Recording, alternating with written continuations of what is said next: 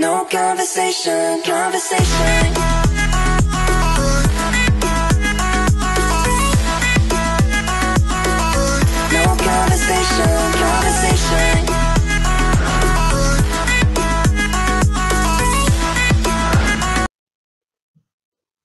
Alright, let's just start this thing. So today we're going to go over some of the best ICOs of all time, as well as give you some tools that you may be able to use for your 2018 ICO season, because we're going to start doing a lot more ICO reviews and focusing on that. We plan to do invest in at least one ICO per week, if we can find a good one, or about 4 ICOs per month. And we're going to go on this journey with you, and we're probably going to need some good websites, good tools and stuff to help us succeed in this. So we're going to go over a couple things. I've yet to find the best website for ICOs, but I'll be going over some of them. And also there's some good tools to track ICOs and even to invest in ICOs before they happen. So we'll share that with you.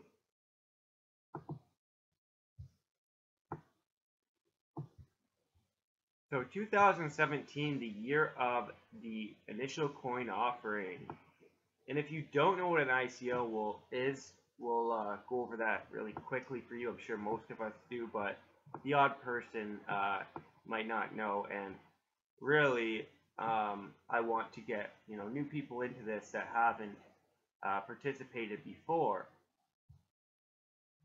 So there's been much handwriting by wealth advisors over skyrocketed initial coin offerings, or ICOs, in 2017, and for good reason.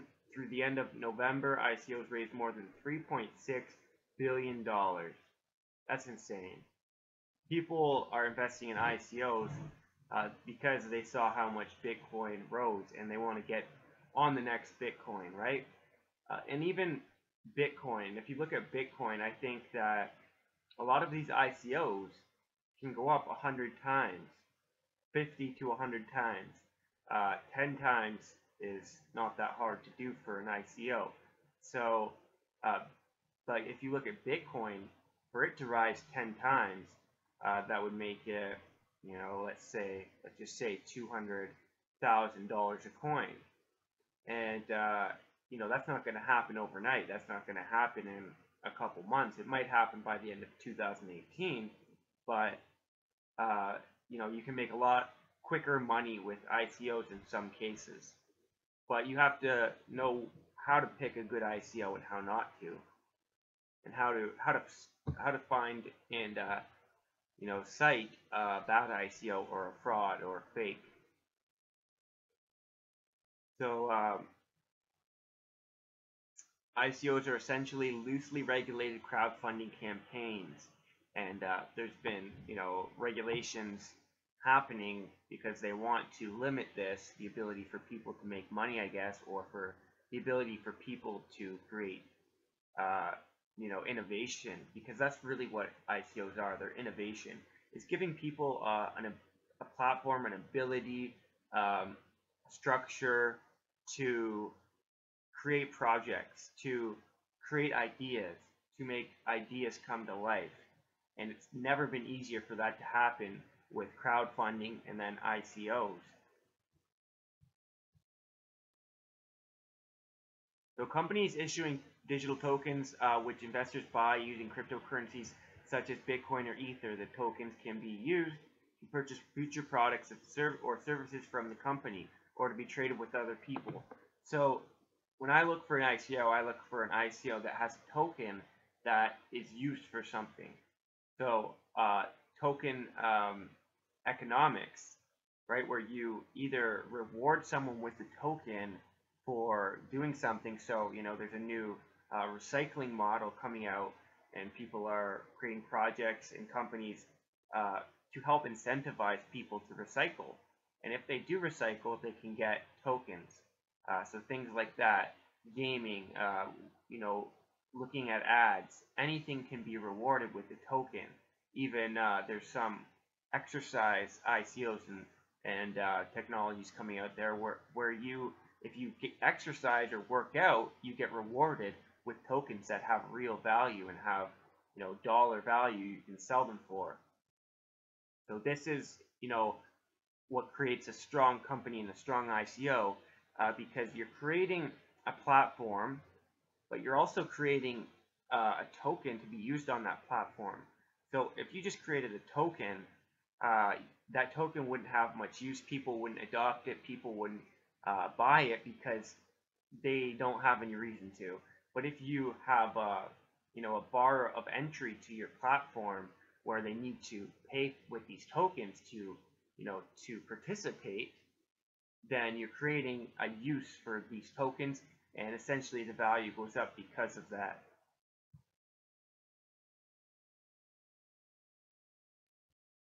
I'm gonna try not to bore you guys too much or stay on, you know, try not to do too much reading here, but we're probably gonna do this in a two-part video. Here's a comic strip by Dilbert Comics that was in, you know, one of the newspapers about ICOs. Maybe we should do an initial coin offering, or ICO. What's that? It's a non-equity process for raising capital that uses a custom cryptocurrency in the blockchain. It might be wasting my time here. So it's like, I might be wasting my time here. So it's like a chain made out of coins. Well, ICOs have been raising millions of dollars. You know, $20 million is pretty normal for a good ICO to raise. And that's insane. It's hard to raise $1 million on regular crowdfunding, but when people see that, you know, they're gonna profit off of investing or helping fund the project, it's a different story. There then becomes venture capitalists and things like that that come and put their money into it as well. So what is initial coin offering? I'm going to put these links down below so you can check them out yourself, but I just wanted to read this part, a short history of initial coin offerings, or ICOs. Maybe the first cryptocurrency distributed by an ICO was Ripple. And one of the, you know, the biggest things that I hear online that makes me laugh is when people, you know, mention Bitcoin and say, oh, I wish I got in on that ICO. And it's the biggest, you know, joke ever. If they knew anything about cryptocurrencies or Bitcoin, they would know that Bitcoin did not have an ICO. Bitcoin did have a distribution model where they gave out 10,000 tokens to anybody who wanted them, anybody who claimed them in the beginning days. And it was very easy to mine, so you could, you know, get tokens by mining them. But they didn't sell them in those initial days, and this is why Bitcoin had such a slow rise in value, because it was initially worth nothing, and people had to see it have value before, you know, they pay for it with $1. And the first thing that happened was someone bought a pizza with Bitcoin. So they didn't really buy a pizza off a pizza store. They convinced someone to buy them a pizza if they gave them 10,000 Bitcoins. And then that made Bitcoin be worth about a cent to 10 cents, something like that. And then people, you know, started using them to trade. And the price just went up from there. But with an ICO, you're selling the coins initially for a certain price, and you're kind of maintaining that price as, you know, the price or the value of those tokens, because people paid that in the ICO. So whatever you set out, whatever you say the coin's worth in the ICO, that's what you're valuing the company as. When you add all those coins together, you're basically valuing your company at that. And so people don't want to sell tokens for less than they paid for them. So it doesn't really have an easy time going lower than the price in the ICO. So again, with, you know, you're creating a value out of that. And another thing that ICOs do is they create a bonus structure where if you buy the tokens early, you get bonuses, or they go up in value over time in the ICO, and ICOs can be anywhere from a day to months. We're having the EOS ICO that's been going on forever, but when you're saying that a token goes up in value over time, they kind of, you know, make this a thing, then people will see that, and you're kind of, you know, ensuring that your token goes up in value over time, because with time in the ICO, with the more time you waited, the more money you're going to have to pay. So the coin brings that out into the world when it's on exchanges and things like that. People automatically, subconsciously see that or think that it should go up over time, go up in value over time. There's lots of other you know, things that come into play to make the value of the coin go up over time. News, you know, platform development, you know, releases on new updates, things like that. But a lot of it revolves around news. I mean, news that's going on, partnerships.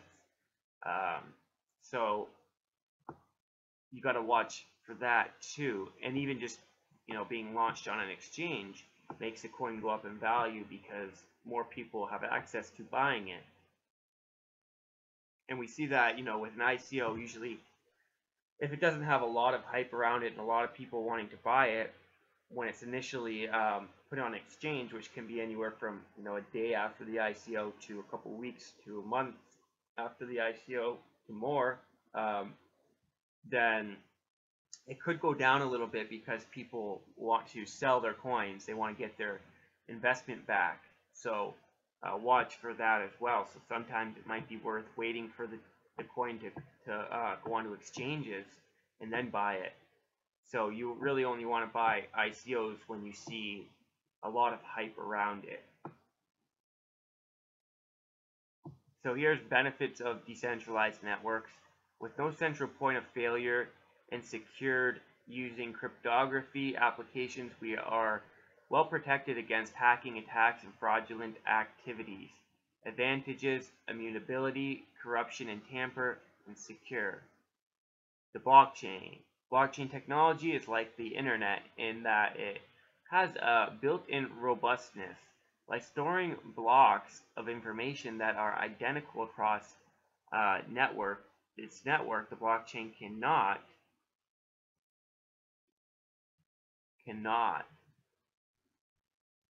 what?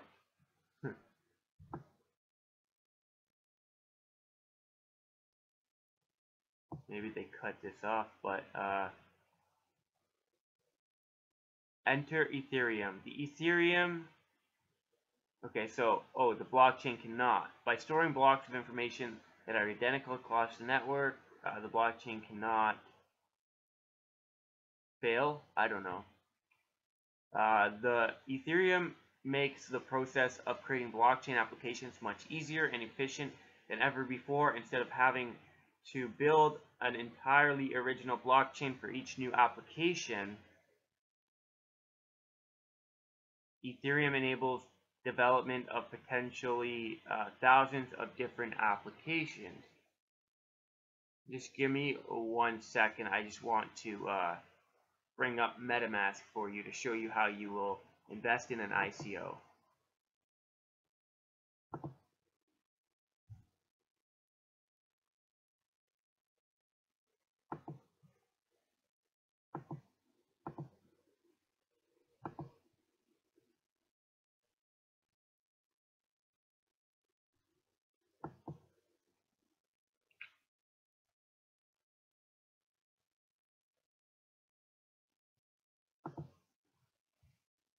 Should be coming here. So the most prominent demonstration of the potential of Ethereum smart contract has been the DAO. The distributed investment company was fueled with Ether worth 100 million. The investors received an exchange against Ether DAO token, which had their own market price and enabled the holder to participate in the governance of the DAO. After it was hacked, the DAO, however, failed. The concept of funding projects with a token on Ethereum became the blueprint for a new and highly successful generation of crowdfunding projects. If you already tried out, you know that investing in token on top of Ethereum is charmingly easy. You transfer ETH, paste the contract in your wallet, and ta-da! The token appears in your account, and you are free to transfer them as you want. So you want to, watch for an ICO if you're interested in it. Look to see if it is on the Ethereum blockchain. Sometimes it can be on other blockchains, Neo, and things. There's a Lisk blockchain, and Ethereum is, the easiest way to, one of the easiest ways other than Bitcoin. Bitcoin would be probably the easiest way to invest in an ICO. And a lot of ICOs are starting to accept Bitcoin and having a built-in, wallet and platform to exchange the tokens and to distribute the tokens. But when you're using Ethereum, you're going to have to create the token in your Ethereum wallet. So you're going to get a wallet like my Ether wallet or MetaMask. These are basically the only two wallets, and you can set them up as extensions in Chrome. So you'll hold your crypto in here. My Ether wallet, you're going to have to store your private keys. MetaMask kind of stores your private keys for you. So you can just log into MetaMask, and then sometimes it even does the work for you. And it'll connect to the platform that you're investing in, and you can put however much you want to invest and go from there. But then you're gonna have to learn how to do well, as long as you know how to invest in the project with Ethereum, then you can learn later on how to receive or accept your tokens later. Sometimes it's airdropping, and I'll do a video about airdrops as well in the coming near future. I've invested in a few ICOs over the past couple months, and I'm getting familiar with the process. So here's a question that a lot of people ask: are ICOs like IPOs? So ICOs have been compared to initial public offerings of corporations. There are some notable similarities. Both of them are used to sell a stake and raise money, and both have investors who see the potential and risk their capital in order to make a potential profit. See, IPOs, there's a lot of paperwork that needs to be done to have an initial public offering. ICOs are a lot easier, but the U.S. government and some other governments are trying to make it harder for you to launch an ICO, and they're trying to make people believe that they're securities so that they can regulate them, or take the people to court for having ICOs. And we've had a couple court cases. Trezos was one of the main ones recently because of their ICO being too similar to an IPO or security. And so watch for that, and make sure that they state in their website that they are not a security. And if you are not sure if this is a security or not, then maybe don't invest in it, because they could have some issues down the road. But for the most part, most of these ICOs are not securities. They're trying to say that anyone that invests in an ICO, that for a token that has not been yet created, a future token that they expect the token to go up in value, that this could be a security. So this is something that's going to play out here in 2018. We'll have to watch for the regulations that come out and see what happens, because they're actually starting to do things now, and I think they're not going to ban ICOs like they did in China, but they're going to regulate it to make it a little bit more people will be on the same page. The regulators and the ICO people that run ICOs need to be on the same page. And they talk about here the Securities Exchange Commission. So most ICOs today are marketed as software pre-sale tokens, akin to giving early access to an online game to early supporters, right? So if you're going to say I wanted to create a course for cryptocurrencies, and I sold that course to you before I created it. So did a pre-sale. This is kind of how their tokens can be, and this is totally legal. So try to watch for tokens that are like that, right? Giving you early access. In order to try to avoid legal requirements that come with any form of security sale, many ICOs today use language such as crowd sale or donation instead of ICOs. Yes, I've been seeing the word ICO not being used as much. They also use legal disclaimers and language to the participants that this isn't a security sale. I've been seeing that a lot too. It is unclear whether this is sufficient for global jurisdictions to treat it differently from security sale. To date, the matter hasn't been litigated in court of law. They're starting to do certain cases, though, and what we see with court cases, once the results of the first couple cases will kind of be a blueprint for future cases. The first indication that a government agency was looking into ICOs came in mid-2016. This was in response to the DAO, a crowd-funded vehicle on the Ethereum smart contract, being attacked and drained of funds. The SEC, the government agency responsible for protecting investors in capital markets in the United States, is said to be looking into the DAO.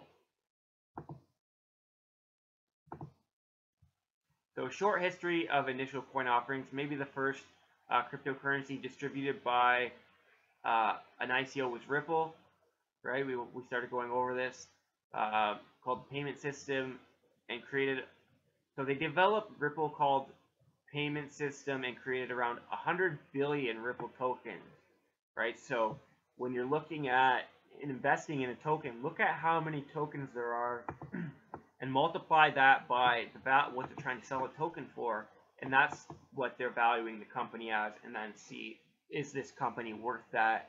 And if not, it might not be worth investing in, because the value will go down once it's noticed that the company's not worth what they said they were. The company sold these tokens to fund the development of the Ripple platform, right? Kind of like a crowdfunding project. And if you're doing it in the crowdfunding sense, it should be totally legal as well. Later in 2013, Mastercoin promised to create a layer on top of Bitcoin to execute smart contracts and tokenize Bitcoin transactions. So they can be built on, Bitcoin, the Bitcoin blockchain, or Ethereum. There's a couple of other blockchains that they're being built on now. More applications are coming to Neo, for instance. And there's lots of other frameworks that tokens can be built upon, but we're not seeing a lot of tokens be built on them yet because of how easy it is to, do it on Ethereum. So several other currencies have been funded with ICO. For example, Lisk, which sold coins around $5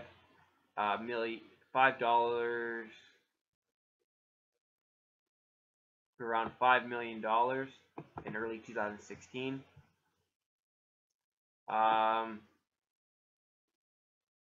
So here we're going to share with you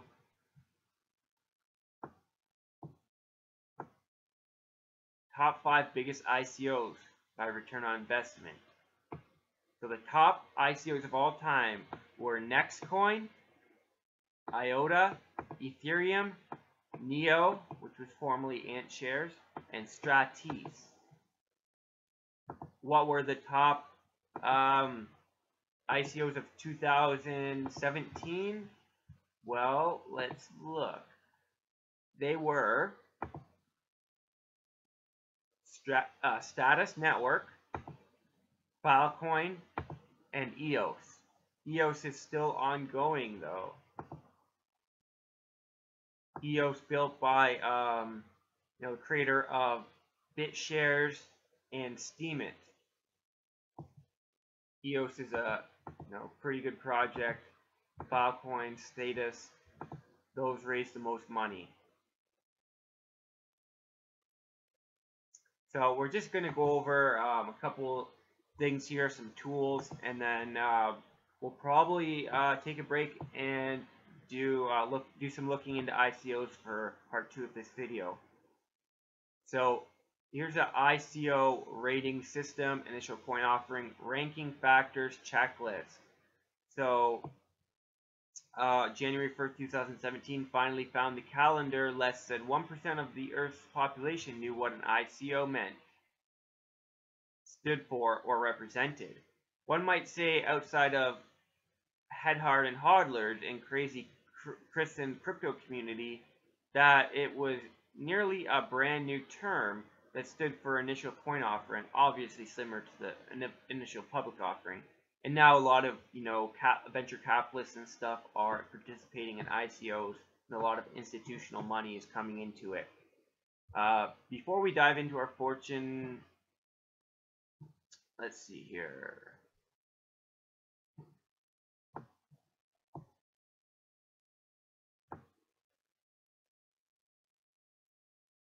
So just a quick side note here. January 1st, CoinMarketCap.com was mere 17.7 million, and now mid-September 2017 blossomed to 127.7 million. What is it right now? The total market cap of all coins, 616 billion. So in 2017, these coins have brought in a lot of money, and they've held a lot of money. It's not like people are cashing out. More people are coming into these projects after they're launched, and making ICOs and investing in ICOs very lucrative, because if you get in early, you can make a lot of money. So, which ICO ranking factors and features matter most? So here are some things you're going to look at when investing in an ICO. Personnel, team, credibility, track record, history, white paper, fundamental purpose, vision, mission, story, timeline, coin supply, pre-mined, capped, limited. What are investor confidence metrics in place? Throughout realistic timeline path to the promised product, service for optimal input and growth opportunity. Use cases. How practical is the application to be used? Its tradable value and unique selling claim to frame. Communication channels, social media, Slack, forum, email, phone, updated blog, public events, trade shows, and advertising. Rules, laws, and regulations. Make no mistake about it, the legal ramifications are largely in the shadow to date.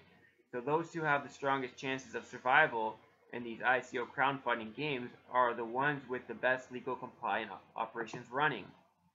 Yes, so the most trusted ones are the ones with the most compliance. So I've been seeing a lot of ICOs have know your customer, anti-money laundering, where you have to upload your ID and certain documents to invest in the ICO. Now, I had some resistance towards this. It was new. But if you're going to invest in ICOs, you kind of have to get familiar with doing this process, especially if an ICO does this, you can probably be sure that they're going to stick around and not go anywhere. So another thing you can do before investing in an ICO is contacting them. So find their contact information and ask them some questions, because think of the questions you would ask a company. So say one of these companies that, might have been scammed. So one I can think of for sure that I found out was a scam is this token here.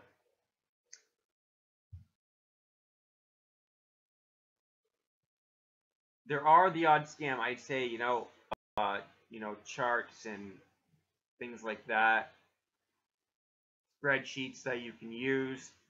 We'll try to get together one and share that with you for our ICO investing in 2018, because we're going to take this, a little bit more seriously now, and invest in a few more consistently, because they won't be around forever either. We see, the regulations are starting to get more and more limiting, whereas it wasn't before. So we should see that it gets less and less easy for companies to have ICOs. There's going to be more regulations put in place, frameworks, and laws where you might have to do more paperwork or something like that. You may have to apply with to the government or something like that. So this ICO here was an all-out scam. And even before the ICO, they were saying it's a group of hackers trying to make this coin. They were trying to take Zcash, which was a very successful ICO, but Zcash was overvalued in the ICO and it went down in value over time. Now it's leveling off, and now it might be a good investment for you now, but it was just too overvalued, and too many coins were given to the developers. So Ebits tried to come out and take the code from Zcash and create a new decentralized open source coin for the dark web. Well, they even said it was a group of hackers making this coin, but no one caught on to that, and people invested their money, and then they got hacked and wondered why. This coin disappeared. The website is non-existent. What's supposed to be the website. But look, they even had an amazing logo, animated logo, make you think it was a legit project. And then also a BitcoinTalk.org signature campaign. But when someone's trying to take money or raise a lot of money for themselves, they don't mind paying a couple bucks to make it look legit, or get press releases and things like that. So just be careful. But think of what you would ask that that team, that company, if you could go back in time to kind of find out if they were legit or not, and ask those questions of these ICOs.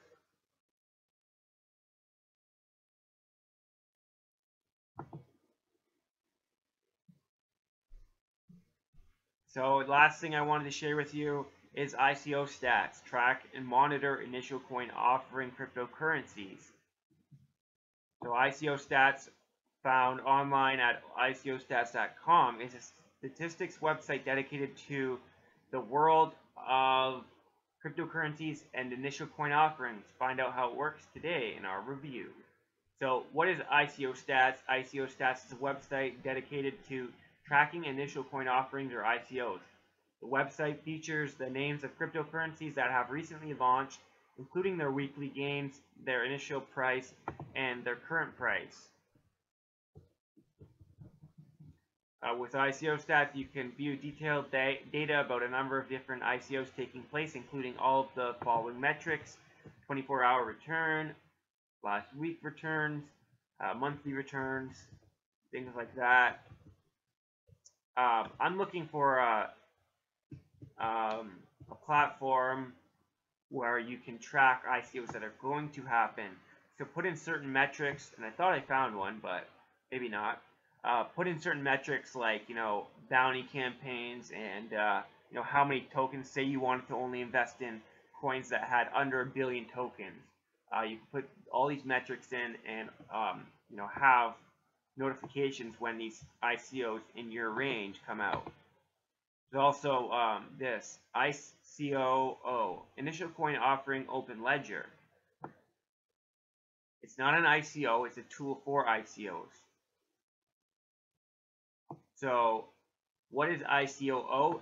In the new age of digital currency, crowdfunding has become more easier than before. The ICO has been made possible through blockchain technology, smart investments, and the goodwill of people. Open Ledger and CCEDK are ushering in a new frontier, bringing you economic enterprise engine crowdfunding 3.0.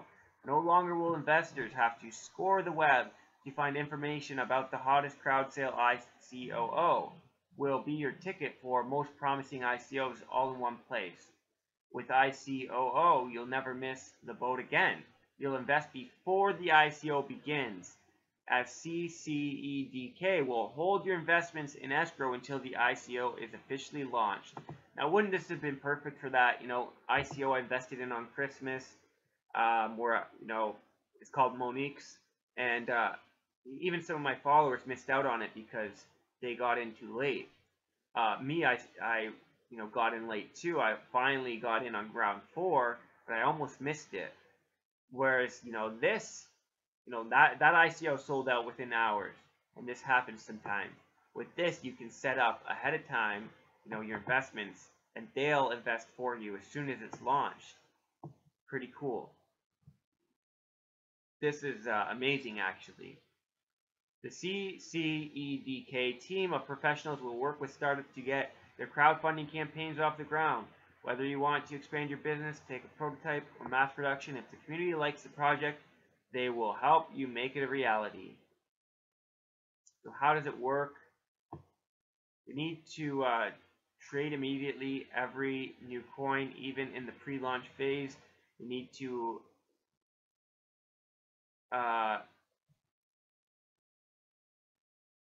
to have a complete promotional and professional services for issuers who want the marketing infrastructure to launch their project. They have a video here, and some other videos down here that you can watch. So I'll throw these links down in the descriptions below.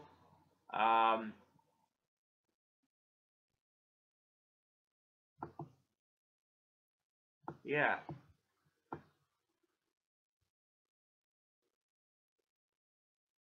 So ICO stats is for ICOs you've invested in previously, and ICOO is for future ICOs you want to invest in. So that's going to be all for part 1. Part 2, we're going to look over a little bit of the, some new site ICOs out there, including BitconnectX that has just announced their ICO. Bitconnect is having another ICO. They just announced it here on the 1st.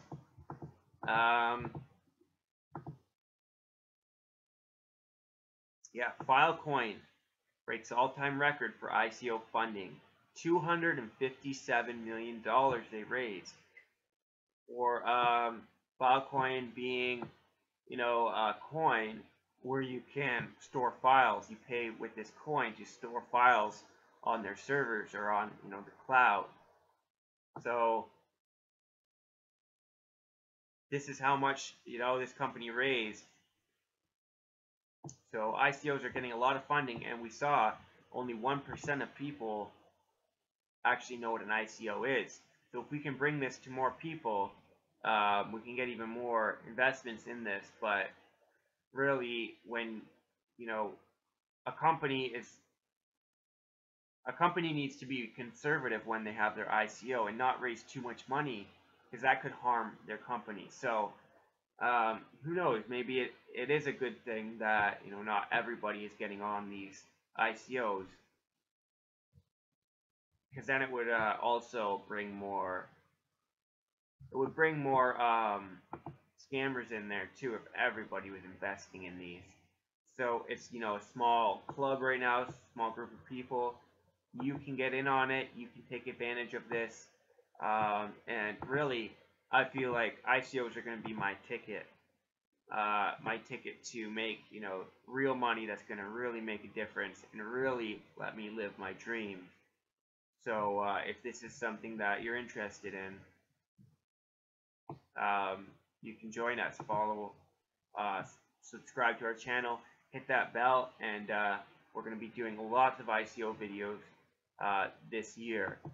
Also, throw us a like if you liked this video or you learned something from it, and we'll see you guys on our next video.